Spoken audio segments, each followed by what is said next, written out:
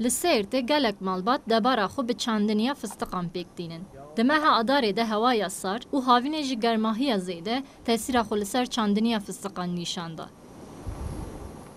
Ji aliyek ve îsal nexweşiya daran jî hebû. Ji ber van sedeman rekolteya fistiqan kêm bû.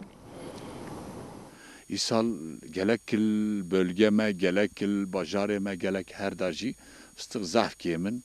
Sabavî sihê Adarê de ew sirê mazin ku hat piştê wî jî ev hastalık kulêdal bölgeme bajarê me. Li giştiyê Sêrtê 6250 hilberînên fisteqan hene.